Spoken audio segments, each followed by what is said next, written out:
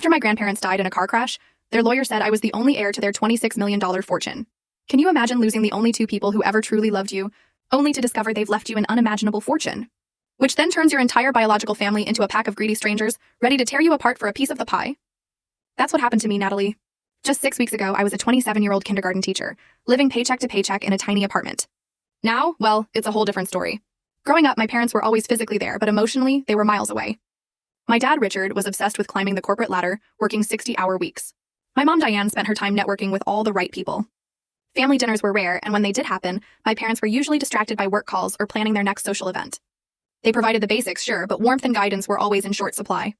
From the age of 5, my grandparents, Elizabeth and Harold, became my refuge. Their modest 4-bedroom house wasn't just a place. It was my real home. Despite having built significant wealth from nothing, they lived simply. Grandpa Harold taught me to grow tomatoes and zucchini in their 3-acre garden. Grandma Elizabeth showed me how to bake cookies from scratch and sew buttons. They never missed a single school play or soccer game, unlike my parents.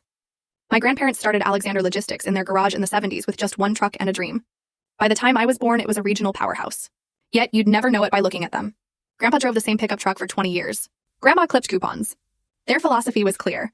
Money is just a tool, Natalie, not a measurement of your worth. Use it to build something meaningful, not to impress people who don't matter. This philosophy wasn't just a saying. It was the chasm that opened between them and my father. As their only son, he grew up expecting to just get everything, to live lavishly. He resented their frugality, calling them stingy and old-fashioned. What they saw as character building, he saw as deprivation. They paid for his college, but expected him to work summer jobs. They helped him with a down payment on a modest starter home, not the luxury condo he demanded. The final undeniable crack appeared when my father demanded a senior position in their company, despite having zero relevant experience. My grandparents flat out refused, telling him he had to earn it like everyone else. He stormed out, took a corporate job, and their relationship was never the same.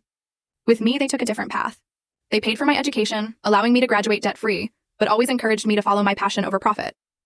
When I decided to become a kindergarten teacher, they didn't just accept it. They celebrated it, even though my full story video added in below